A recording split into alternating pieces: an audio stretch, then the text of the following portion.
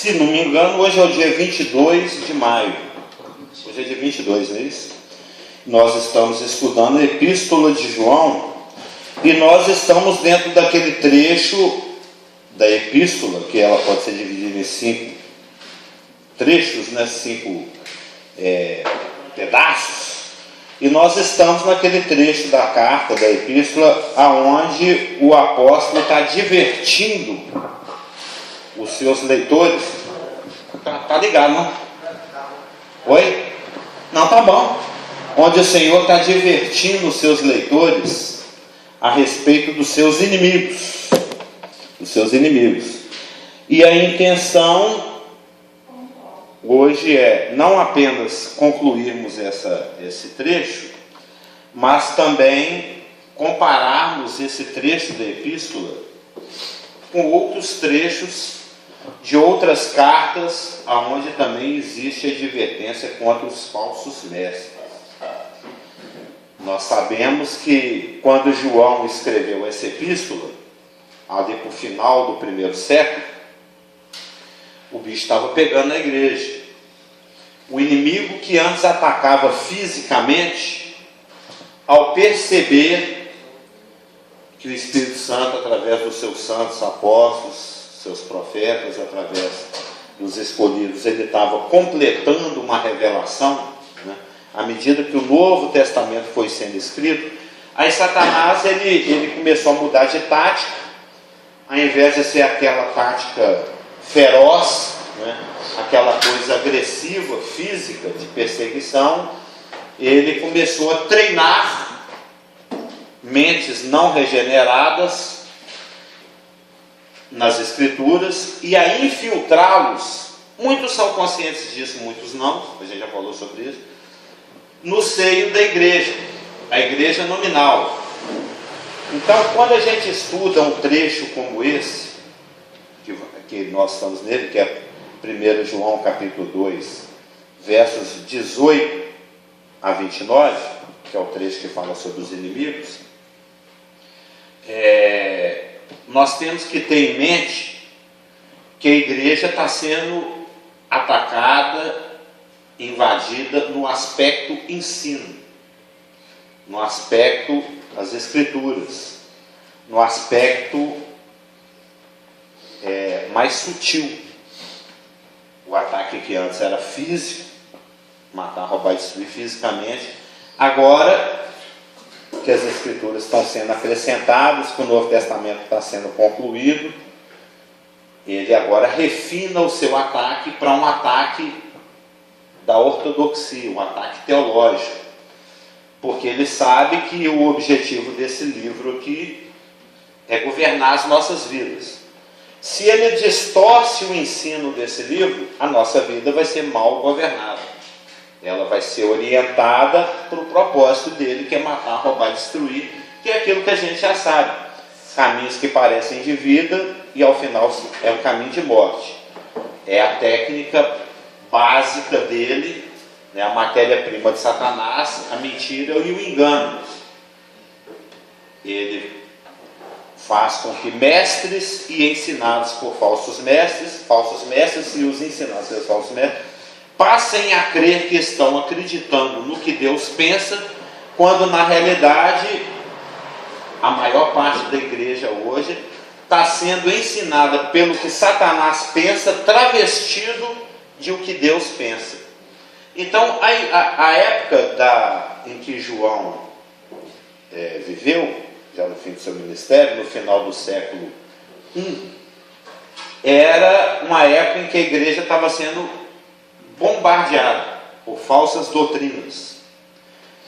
A falsa doutrina que deu ensejo, que deu motivo para o escrevinhamento dessa epístola, nós já estudamos, foi a doutrina do gnosticismo, que não era uma religião aceita em si, era uma forma de pensar, era uma moda, que era uma teologia que negava a própria encarnação de Cristo. E quando se nega a própria encarnação de Cristo, você derruba toda a estrutura teológica, você derruba tudo, mesmo que existe o princípio da unidade. E essas advertências que nós vamos ler a respeito dos falsos mestres, do falso ensino e do perigo que eles representam, não é algo particular só de João, não. O apóstolo Pedro também, que viveu ali que morreu aproximadamente no terceiro quarto do século, um pouco antes de João, ele já tinha sido usado pelo Espírito Santo também para advertir através dessas pessoas, desse perigo que a igreja estava enfrentando. Nós vamos ler, está lá em 2 Pedro. Judas também, o escritor do pequeno bilhetinho que nós temos aqui antes do Apocalipse, ele também vivendo nos últimos dias do primeiro século e também presenciando essa invasão, essa moda, né, que estava assaltando a igreja, a moda de que Cristo não é tão Cristo assim, né? E esse é o espírito do anticristo, é o que nega. E ele também aproveitou e escreveu a respeito desse ensino. Nós vamos ver que ele foi constrangido pelo Espírito Santo a escrever a respeito disso. E nós temos o João escrevendo novamente a respeito desse assunto lá em Apocalipse. Então a gente vê que são cartas finais. As cartas escritas no final do primeiro século são cartas onde o Espírito Santo aproveita para inserir advertências a respeito desses caras aí, que estão querendo bagunçar a teologia da igreja. Então nós temos esse ensino aqui em 1 João, nós temos esse ensino em 2 Pedro, nós temos esse ensino em Judas e nós temos esse ensino em Apocalipse. Vamos ler todos os textos, que uma vez que muitos dos textos os irmãos devem conhecer, uma vez que os irmãos familiarizem com o texto, aí a gente pode fazer nossos comentários, mesmo porque muitas vezes os comentários que eu faço são em cima do que está escrito. Eu não sei se os irmãos observam, cada um tem um estilo, né? Eu gosto muito do estilo do pastor Geraldo, que é um estilo que ele fala assim, porque Deus amou o mundo, como está lá em João 3,16. Ele tem essa facilidade de decorar a referência, né? Você foi treinado assim, já nasceu assim, né? Quando você nasceu lá na comunidade, você já nasceu aprendendo a decorar versículos. Eu não sei, eu já tive uma história um pouco mais rebelde, então eu tinha problemas com o pastor Márcio me tirou ponto no IBPG por causa disso. Não sei se ele ainda lembra dessa briga. Ele ficava querendo que eu decorasse os textos, eu não sei. Eu sei que está em Colossenses, mas é raro eu saber realmente onde está um versículo. Eu tenho assim uma preferência por ter mais conhecimento do conteúdo. Aí eu fico prestando. A Lulu disse que eu tenho Você entre aspas, me acusou disso ontem, né? Que eu tenho assim eu sou meio burro para as coisas e inteligente para outras. Traduzindo isso, que eu tenho uma inteligência direcionada. Seu cismo com o assunto eu esgoto. O seu cismo ele não entra na minha cabeça de jeito nenhum. Então é uma coisa que o Espírito Santo está trabalhando. Na prova de BPG, em 92, passou lá na prova, uma prova com 200 versículos diferentes, com assuntos diferentes. Na prova, e a gente fechava a prova. Não, eu me lembro. A maioria fechava. Eu colava a Delaine. Não sabia. Não, lógico que eu não estou brincando. Não, muitos versículos a gente sabe, mas nem todos. E esse conteúdo. Você lembra das 65 coisas que acontecem no momento da salvação que passou de si? Já. Aquelas 65 coisas tinha. Eram 35, agora já estão 60. É um tantão. Só que as 35 tinham um monte de provas em cima delas que davam mais de 200 versículos. E você tinha que fazer a prova delas todinha. É o que eu chamo de pacotão da salvação. Aquela postilhinha de uma folha ou duas. Você decorar tudo. Amém. Bendita seja a memória. Você também teve. Mas igual eu falei, se eu colei Delaine. Mas vamos aos textos. O nosso texto base está aqui em 1 João capítulo 2, versos 18 em diante. Prestem bastante atenção, ruminem. Sempre prestem. Normalmente, quando eu quero enfatizar uma palavra, eu vou falar mais alto, os irmãos percebem. Né? Filhinhos, 1 João capítulo 2, verso 18, é o nosso contexto. Filhinhos, já é a última hora. E como ouviste que vem o anticristo, também agora muitos anticristos têm surgido, pelo que conhecemos que é a última hora. Eles saíram de nosso meio, entretanto não eram dos nossos, porque se tivessem sido dos nossos, teriam permanecido conosco. Todavia, eles se foram para que ficasse manifesto que nenhum deles é dos nossos. E vós possuís unção que vem do Santo, e todos tende conhecimento. Não vos escrevi porque não saibais a verdade, antes, porque a sabeis, e porque mentira alguma procede da verdade. Quem é o anticristo? Quem é o mentiroso, senão aquele que nega Jesus, que Jesus é o Cristo? Este é o anticristo, o que nega o Pai e o Filho. Todo aquele que nega o Filho, esse não tem o Pai. Aquele que confessa o Filho, tem igualmente o Pai. Permaneça em vós o que ouviste desde o princípio. Se em vós permanecer o que desde o princípio ouvistes, também permanecereis vós no Filho e no Pai. E esta é a promessa que Ele mesmo nos fez, a vida eterna. Isto que vos acabo de escrever é acerca dos que vos procuram enganar. Quanto a vós outros, a unção que dele recebeste permanece em vós, e não tendes necessidade que alguém vos ensine, mas, como a sua unção vos ensina a respeito de todas as coisas e é verdadeira e não é falsa, permanecei nele, como também ela vos ensinou. Filhinhos, agora, pois, permanecei nele, para que, quando ele se manifestar, tenhamos confiança e dele não nos afastemos envergonhados na sua vinda. Se sabeis que ele é justo, reconhecei também que todo aquele que pratica justiça é nascido dele. Guarde esse conteúdo na mente aí. Agora nós vamos aqui, voltando um pouquinho, em 2 Pedro. 2 Pedro,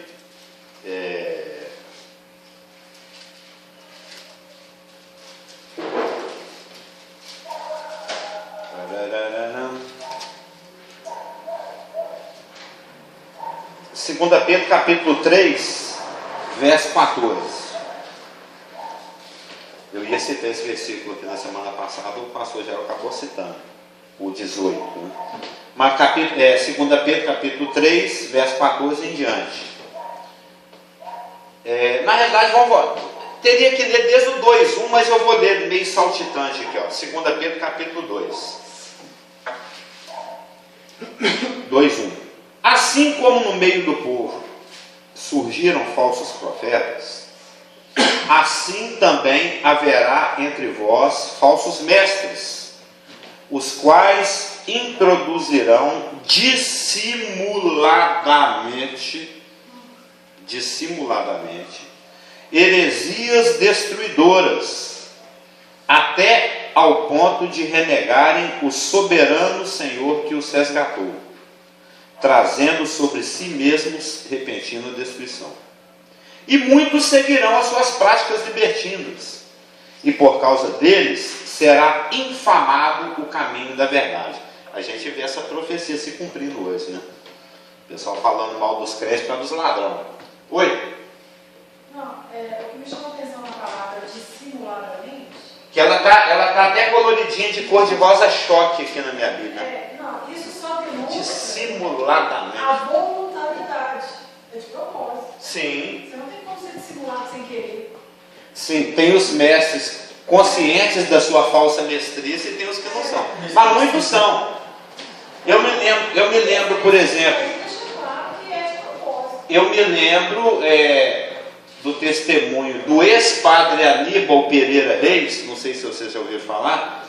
Ele é um padre que se converteu e por algum tempo ele ainda ficou infiltrado lá dentro da igreja católica, evangelizando, até que por fim eles o castraram e expulsaram da igreja católica. O torturaram, o castraram e o expulsaram da igreja católica.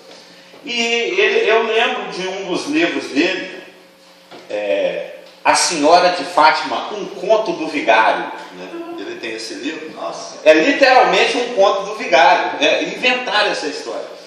Ele fala que muitos dos padres e dos noviços com os quais ele converteu exatamente porque ele era sincero, ele se escandalizava com as coisas que ele via, né? Com o atropelamento das escrituras lá dentro da Igreja Católica. E ele nesse livro, A Senhora Aparecida, no conto do vigário, ele fala que muitos dos padres e dos noviços, o pessoal de lá dos noviços, dos padres, eles sabiam que aquilo tudo ali era lero-lero. Eles sabiam tudo que aquilo ali era engano. Mas eles gostavam daquilo porque tinha dinheiro e mulherada. Que é o que o ser humano, o macho, não nascido de novo, mais gosta na vida, né? Dinheiro e mulherada. E lá eles tinham acesso a isso.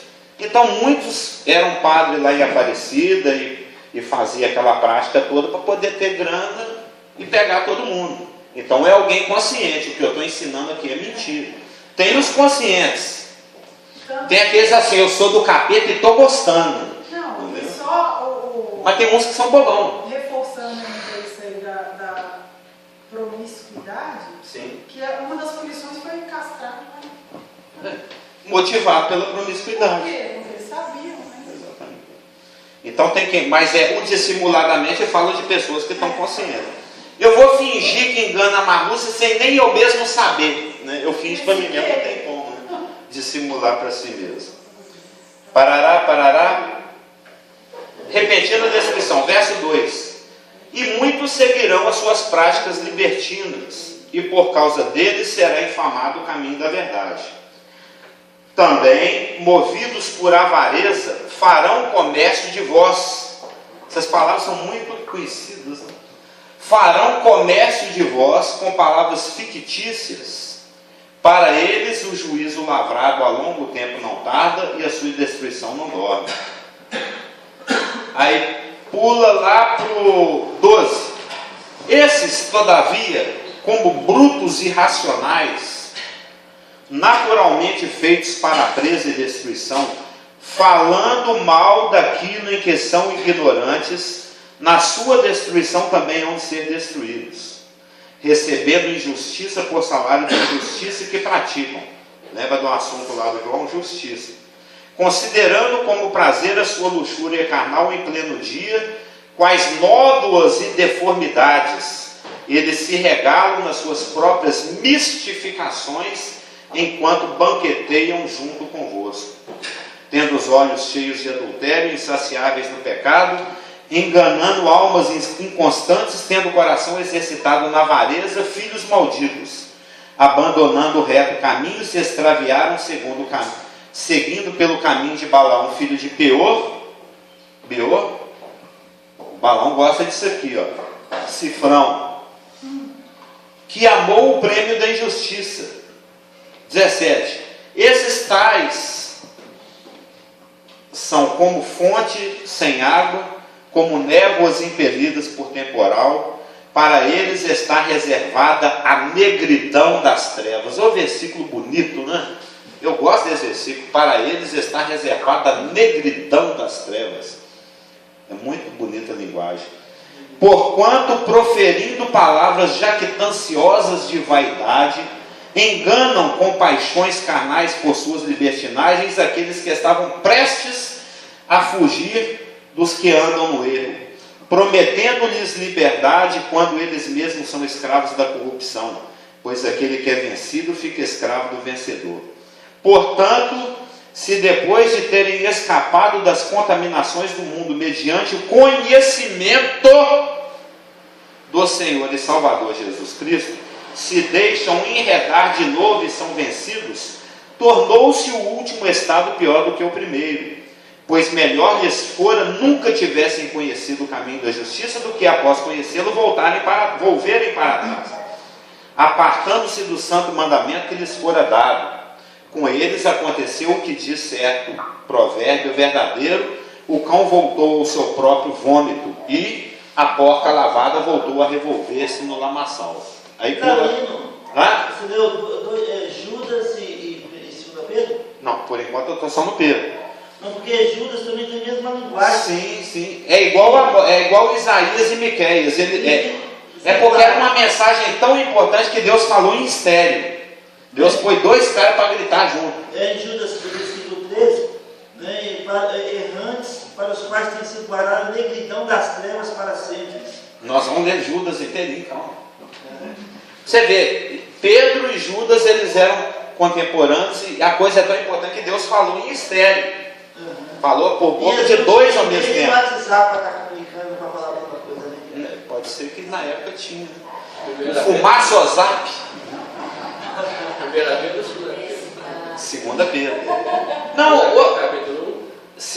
nós estamos lendo 2 Pedro, capítulo 2, nós lemos do verso 1 até o 4, se não me engano, depois pulamos do 12 até o 22, agora nós vamos para o 3, 14 ao 18, e depois vamos para o Judas.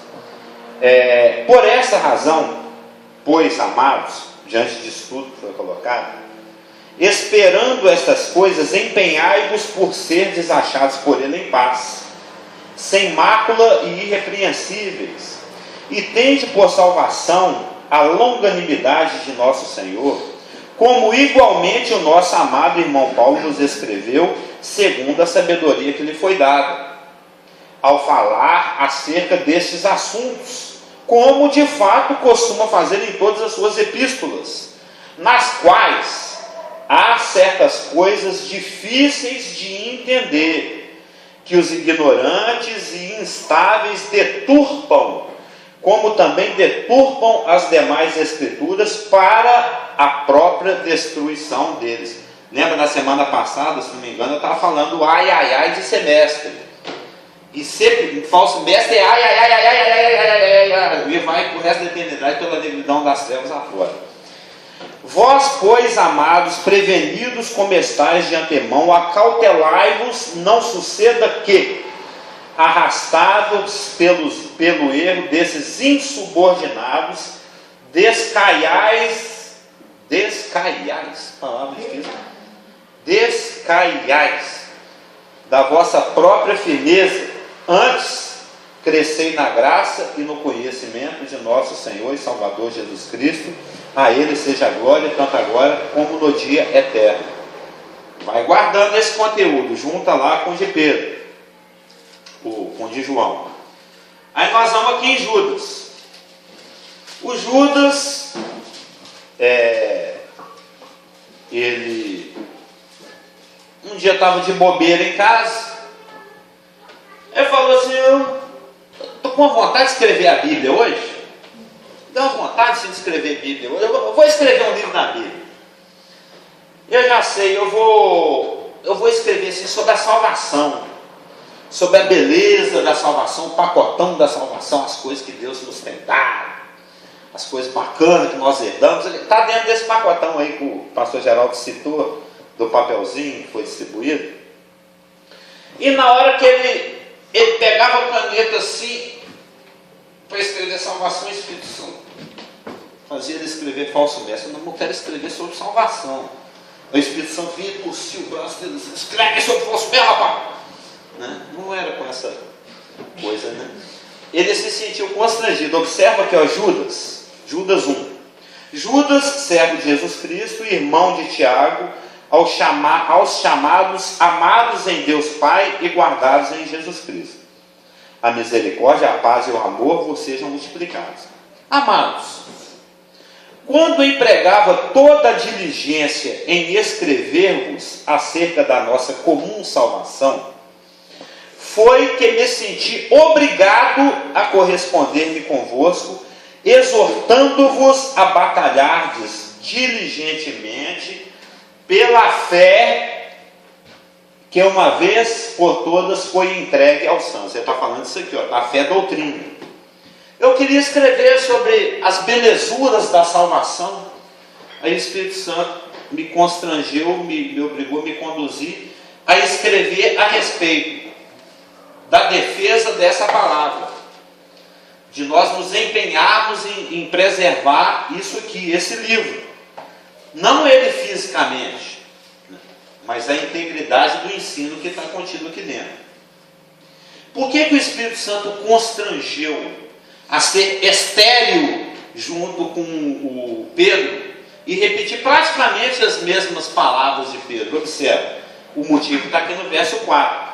Pois certos indivíduos se introduziram com dissimulação, né? Ó, mesmo blá blá blá lá do Pedro, se introduziram com dissimulação, assim meio que fingindo, sabe, entrando no cinema de costas. Você já fez isso? Eu lembro de fazer isso lá naquele cinema que tem onde hoje em dia é o Central Shopping. Não, ali era o Arte Palácio. Era o Jacques, o Arte Palácio era do Curitiba.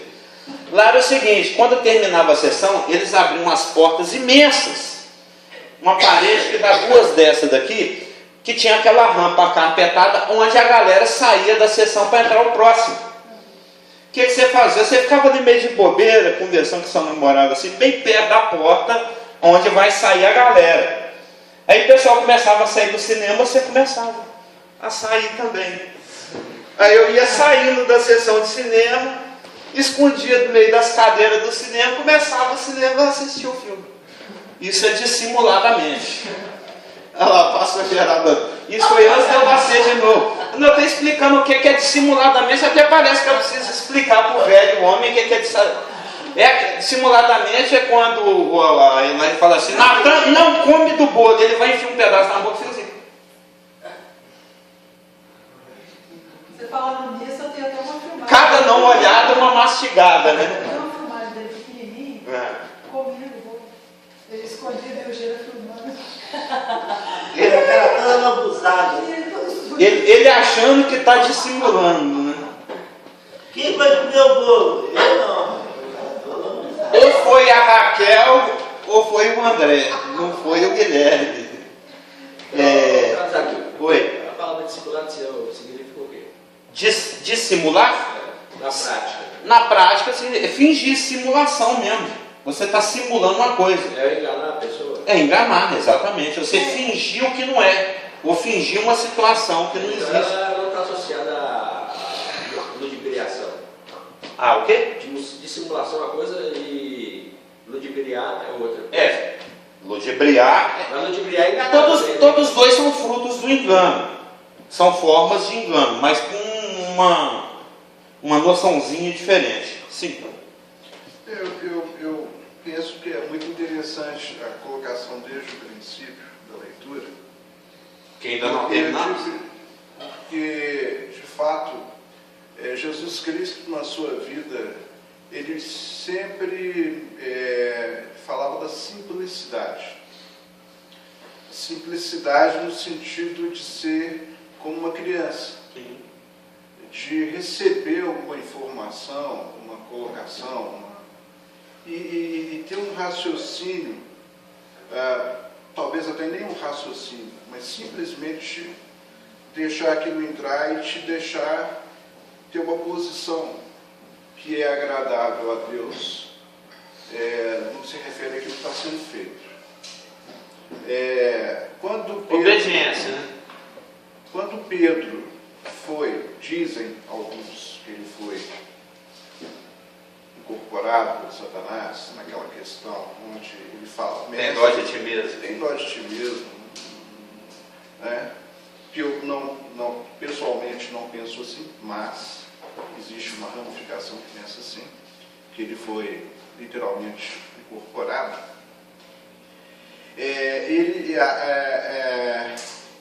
A coisa já começou aí. Quer dizer, quando houve depois, mais tarde, os corpos locais, como você leu aí, o próprio apóstolo fala que dentro do meio deles, de dentro do corpo, não de fora, mas de dentro do corpo, iam surgir essas coisas. Que a turma que a gente está lidando com elas, né? Dissimulado. É o Atos 20. E é exatamente voltando lá no princípio, quando você falou de Satanás, da estratagema que ele usa, e que ele vai se adaptando à medida que as coisas vão acontecendo. Como qualquer criatura, ele se adapta, né? Como hoje está nessa situação, ele age dessa forma. A gente cai sempre, penso eu, nessa colocação de que o próprio Cristo fala, fala que as coisas iam acontecer. Por exemplo, quando Jesus Cristo fala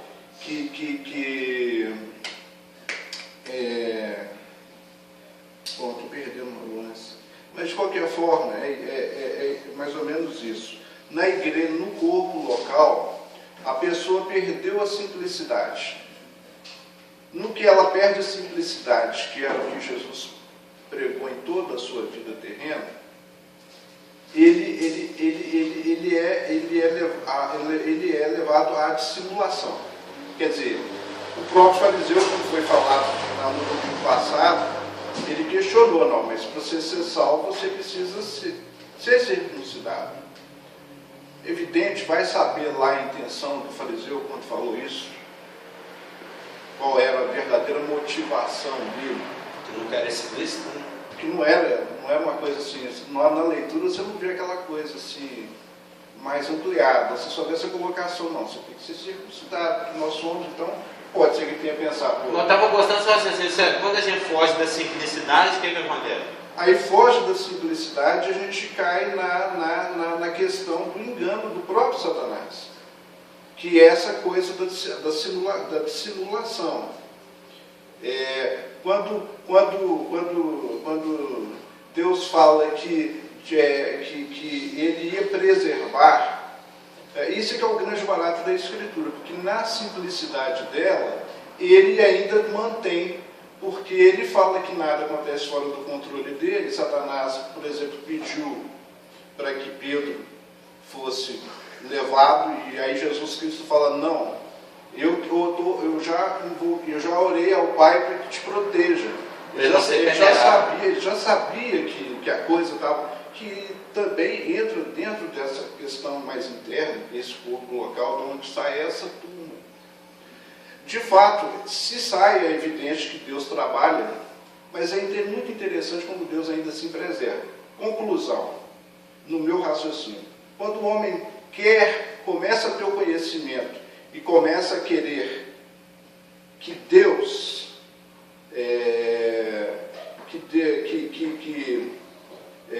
quando ele começa a querer controlar Deus, porque na realidade quando ele perde essa simplicidade, ele quer dominar Deus. Então ele coloca alguma coisa a favor dele, mesmo que inconscientemente, a favor dele. E isso influencia o corpo. Uma parte é levada a aceitar ou não. Mas essa fidelidade de Deus através da palavra, do Espírito e do próprio Jesus Cristo, que é o Espírito Santo, ele ainda mantém isso na linha. Ele preserva.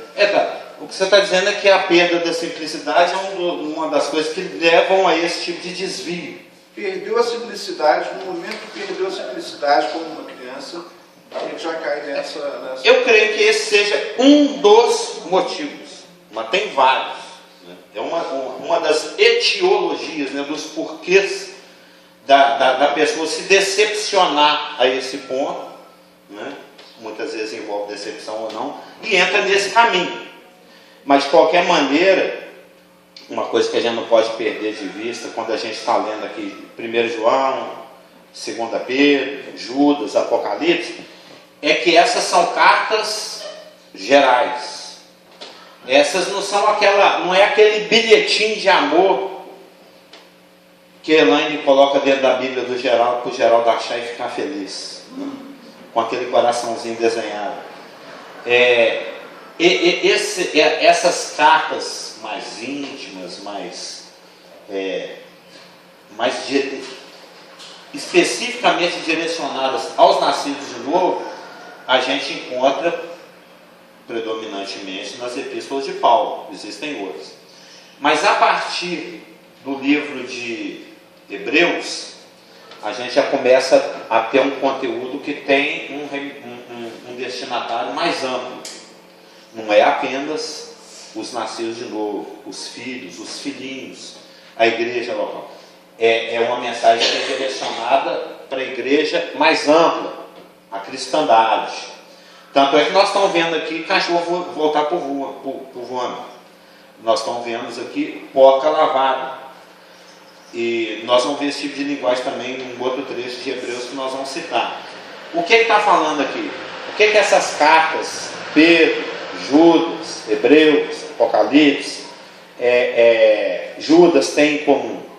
O fato de que o que está sendo contemplado é o grande edifício exterior, é a cristandade, com aqueles que nele estão, no cristianismo, com aqueles que nele estão no cristianismo, com aqueles que se simpatizam com ele e com aqueles que se aproximam dele. Tem muita gente que frequenta a igreja evangélica porque ser crente é legal, gosta do padrão, da vibe, do estilo, da religiosidade. Não é necessariamente porque é um nascido de novo. Já viu pato? Pato gosta de andar juntinho. Eu lembro que uma vez meu irmão, ele ganhou um pato de um cunhado dele lá no Barreiro. Ele trouxe esse pato lá para casa. Esse pato ele ficou assim, murcho, triste, ficou moadinho mesmo. Ele falou, esse pato vai morrer. Voltou com o pato lá para o Barreiro. Mas quando esse patinho já soltou ele no terreiro, todos os patinhos vieram. E ele ficou todo feliz. É a turma dele. A gente é feliz quando a gente está com a nossa turma. Eu vejo ele lá e... É o nosso métier. É aqui que a gente se sente bem. Nós somos nascidos de novo. A gente precisa de um ninho. A gente precisa desse ninho. Você entendeu? Esse ninho pático, Jesus Cristo. Mas tem gente que frequenta porque o prédio é bonito, porque a lei é bonita, porque os mandamentos são bacanas, porque o jeito de vestir é bonito, porque as irmãs lá são bonitas. Por algum motivo. Só não é porque nasceu de novo e eu sou um patinho que quero viver no meio dos patinhos, com os outros patos que eu me sinto bem. Entendeu? E tem vários porquês e motivos das pessoas estarem no meio dos nascidos de novo, sem ser nascido de novo. E quando uma pessoa que não é nascida de novo, tem um ganso aqui no nosso meio, tem um ganso achando que é pato no nosso meio, ele não tem como ser conduzido pelo Espírito, porque não tem um Espírito. Então ele acaba caindo em situações como essas que o João, o Pedro, o Judas está colocando. São pessoas que estão no nosso meio sem serem do nosso meio. Então eles vão ter motivos equivocados, objetivos equivocados. Eles não têm o Espírito, então eles vão aprender de forma deturpada o que está sendo falado, né? Porque eles não têm entendimento, não há quem busca a Deus. Muitas vezes são pessoas, e isso não pode ser perdido de vista, que isso aqui são casos gerais. São pessoas que têm o conhecimento, porque essas passagens que nós estamos lendo são passagens que os teólogos evitam, são passagens difíceis, aparentemente difíceis, porque aparentemente fala de perda de salvação, aparentemente fala de você passar a sua vida inteirinha vindo aqui cantando e depois ir para o inferno. Por quê? Não está falando de nascidos de novo. Essas cartas estão sendo dirigidas a grupos aonde estão presentes nascidos de novo, não nascidos de novo, não nascidos de novo enganados, estavam prestes a serem libertados pela verdade e são conduzidos por esses falsos mestres que estão também no nosso meio, e que são pessoas que apenas experimentaram o conhecimento, não experimentaram o novo nascimento. Eles experimentaram saber do fato que Jesus Cristo é o Cordeiro, que Ele morreu e está disponível, mas você não nasce novo. Nesse momento tem milhões de padres ao redor do planeta falando: eis o Cordeiro de Deus que tirou o pecado do mundo. E todo mundo fala isso, não muda nada, não nasce novo. Isso aí que você acabou de falar está lá em Hebreus 6, né? Oi? Nós vamos chegar lá, Hebreus 6. Esse experimentaram conhecimento e tal, esse grupo aí está lá em Hebreus 6. Hebreus 6. Não, esse que eu estou falando aqui também é porque lá dá a impressão. Nós lemos aqui em Pedro. Lá em Hebreus 6, dá a impressão de que estou falando de pessoas que eram nascidas de novo e perderam a salvação, mas não é. Tem um estudo sobre isso, que pode até ver depois. Do Hebreus 6 ou do segundo Pedro? 6. Não, pois é, nós vamos chegar as no palavras no grego ali, as palavras no grego ali dão uma ênfase. Não. A situação de Hebreus é outra situação que se assemelha, porque eu estou preparando aqui para chegar na doutrina do limiar, que chama. São pessoas que têm o conhecimento, mas não têm o fato do novo nascimento. Esse de Hebreus 6 é o 5. Lá daqueles que não precisam tomar leitinho. Então, ali tem que olhar as palavras no grego. Ali tem dois grupos de pessoas. Ali tem pessoas. Não, Tem não é o nascido. estudo agora. Esse pode ver. Ali tem pessoas de novo infantilizadas. Tanto é que eu já falei isso aqui, que Hebreus é o gospel for dummies, né? É o evangelho escrito para os imbecil, para os idiotas que não conseguem entender, que era o caso dos judeus recém-convertidos, como também existiam judeus que estavam quase convertendo. Mas eu sei específico, as palavras no grego ali. Eu não fui lá ainda, porque nós temos uma passagem polêmica de Hebreus 6 e do Hebreus 10. E tomar sócio com o Espírito Santo, andaram junto com o Espírito Santo. E experimentar a salvação. Ali a palavra no grego fala da sentido igual à luz do sol. É Deus que inicia, é Deus que faz a salvação. Eles que experimentaram, seria impossível eles nascerem de novo, porque para tal coisa eles teriam de crucificar Cristo de novo, e isso é impossível. Então essa é a conclusão de Hebreus 6. Então, a gente tem que ter esse estudo futuramente. Não, mas eu vou chegar. Eu já fiz esse estudo. Hoje não vai dar tempo, são só as coisas, mas nós vamos passar. Depois de Judas, nós vamos para Apocalipse, depois de Apocalipse, nós vamos para Hebreus, que está dentro das cartas gerais. Por isso que você falou que o próprio Paulo fala, o próprio apóstolo fala que Paulo escreveu coisas que são difíceis de entender, e que os ignorantes deturpam para a sua própria decisão. Igual aquela questão. Eu estou ouvindo, mas eu tenho a minha colocação à parte. Eu ainda permaneço com ela até que haja um esclarecimento melhor. Daí também interessante a colocação dele. Porque não há como usar. Nós vamos chegar em Hebreus 6 e Hebreus 10. Não há como usar aquele que não tem o 10 também. Não há como usar aquele que não faz parte do corpo da igreja. Não tem como você mesmo, porque eles já estão fora. Eles não podem ter uma influência dentro do corpo local se os de dentro são nascidos de novo. Quando fala que surgiu do meio deles, é essa a questão. Não, mas Efésios 20 fala que tem um ataque dos que vêm de fora e dos que brotam de dentro. É duplo. Nós falamos esse versículo 20 vezes. Atos 20. Não é esse. Eu falei mas Atos 20 pode fazer depois. Por isso que a gente tem sempre a palavra final, a palavra de Deus. Sim. E se tem dúvida, vai no grego, vai no hebraico. Não, mas nós vamos tocar nesse assunto, porque o meu objetivo é chegar na doutrina do limiar, que foi um termo que o Clésio cunhou.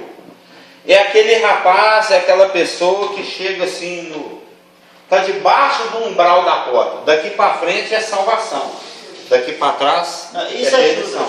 É o que você falava. E é também Hebreus.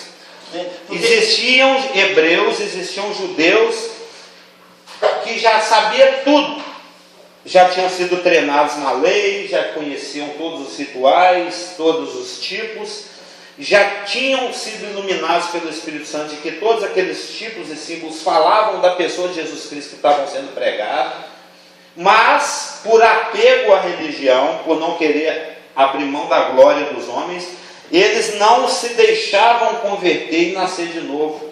Eles não se permitiam ser iluminados pelo Espírito Santo a ponto de nascer de novo. Ou seja, eles não aceitavam Jesus. Eles estavam preferindo ir para o inferno. Esse é um assunto que a gente tem de ver mais. Talvez até sentar, porque Scofield fala que, sempre Hebreus, que foi escrito a judeus salvos que estavam voltando aos rituais judaicos. Aí por isso, esse é um dos grupos. em 68 a.C., por isso 2 anos depois o templo foi O destruído. templo foi destruído. Né? Então, ele fala desse contexto, esse pano de fundo, que os judeus na cisão estavam voltando aos rituais. Então, ele fala da promessa superior, o sacrifício superior, o sacerdócio superior, a aliança superior, tudo vem tratando em Hebreus. Sim. Ele está falando que você está largando, você está deixando de abraçar o que é bom para voltar porque é, Os rituais antigos. Ele, 2 anos porque é depois, limitado, porque é pequeno. Tito, general romano, invadiu Jerusalém e destruiu. Esse era o público-alvo A Mas do ele- escritor da Epístola de Hebreus. Mas existia um outro público também para a carta de Hebreus que a gente vê. A carta de Hebreus foi escrita para os hebreus de Jerusalém. Lá tinham os crentes que queriam voltar para o judaísmo e tinha os que estavam no judaísmo e ainda não tinham avançado para a fé. Mas depois a gente vê se não estuda atualmente, mas a gente pode conversar sobre Mas isso. o que eu estou querendo peneirar de João, de Pedro, de Judas, de Apocalipse e de Hebreus é que se você é nascido de novo, nenhuma das condenações que está escrita nessas cartas é válida. Mas serve de exortação. Sim, serve de exortação, evidentemente. E para a gente dar discernimento também de quem proposta. Não é porque a promiscuidade é característica do falso mestre, e não sendo eu falso mestre, eu possa ser promíscuo. Entendeu? Mas o que eu estou querendo, preparando o pano de fundo aqui, para chegar na doutrina do limiar, é para que os irmãos percebam que existem passagens de advertência que não seja para nós, nascidos de novo. As escrituras têm advertência para o gentio. O Paulo, lá dentro de uma carta escrita para crentes, ele adverte o gentio. Mas para o gentio se abre o seu olho. Porque se os galhos da oliveira foi arrancado, você por ser jambuzeiro, você acha que não vai ser? Ali não está falando de crente, ali está falando, ele se dirige aos gentios. Dentro da carta de Romanos ele se dirige aos gentios, dentro da carta de Hebreus ele se dirige a judeus não convertidos. Dentro da carta de João, Pedro e Judas, ele se dirige a pessoas que não têm o Espírito, que estão no nosso meio e que se propõem a ser falsos A mestres. questão... Então não fica preocupado. Não, eu Só sou com falso cara que mestre. não fico... Não com a perda da salvação. mais despreocupado. Não, eu sei, é para senão você fica... fica achando que uma mensagem para o falso mestre é para você. Não. Nossa, eu sou nuvem sem água. Ai, eu estou indo para a negridão das trevas. A questão é, independente da atuação de Satanás, como você diz lá no estudo, pessoa, que também é outra questão, mas quando ele lida quando ele lida com a igreja, vamos falar direto, Geral. é porque Deus permite. Sim. Porque se Deus quisesse, que é aquela questão, por que ele não protege de todo então o corpo local? Porque Porque existe uma promessa, a aflição. Exatamente. Ele tem que cumprir a palavra dele, ele nos afligiu. Para colocar para fora aqueles que estão contra, igual foi colocado, para saber quem realmente está. De fato, você não precisa ser ensinado, porque o Espírito, ele faz a parte dele. E daí aquela simplicidade. Porque é o Espírito que trabalha. Quando você, de alguma forma, trabalha em cima do seu conhecimento para o Espírito Santo, o buraco aparece de novo, o funil aparece de novo. No que se refere à liberdade que Satanás tem. Ele usa uma liberdade que você dá quando você perde essa simplicidade da criança, que é talvez o fechamento daquele raciocínio todo que eu falei da criança. Eu não sei se foi o Brog que falou ontem, se eu vi na televisão, se eu li em algum lugar, mas ontem deu um insight assim que eu achei fantástico. Satanás, ele tem motor para andar 220 e ele está andando a 40. O fato da limitação de Satanás é tal que ele está trabalhando com a metade da potência natural que ele tem. Ele poderia ser muito mais, e está fazendo muito mais do que ele é e faz hoje. Ele só não o faz porque Deus o limita. Nós sabemos através do texto temoso, 2 Tessalonicenses capítulo 2, que na tribulação Deus vai permitir que ele opere com todo engano. Então hoje, ao invés da gente ficar revoltado, por que Deus deixou o diabo me dar um chute? Você deveria falar assim, graças a Deus, o Senhor não permitiu que o diabo me desse 11 chutes, foi só um. Entendeu? Ele está trabalhando na metade da potência dele. Ele poderia acelerar muito mais, só não acelera porque Deus não permite. E daí, qual é a conclusão? Então, qual é a conclusão? Que existem essas pessoas no nosso meio por um motivo benéfico a nós e por permissão divina. É o trigo e o joio que só vai bater trigo. Os trabalhadores, eles foram no raciocínio mais lógico. Senhor, então quer que arranca o joio? É óbvio, né? Tem um monte de sapo aqui no meu palácio, quer que manda embora? Não, amanhã. Ou eu estou com um prego aqui fincado no oi. Ô Marcelo, você está com um prego fincado dentro do seu oi. Você quer que eu tire? Não, depois eu tiro. Meu irmão, deixa ele sangrando aí. Entendeu? Quem que não quer uma solução imediata para os seus problemas? Essa é a proposta. É aí que a galera embarca. Amém? Vamos encerrar? Que tal?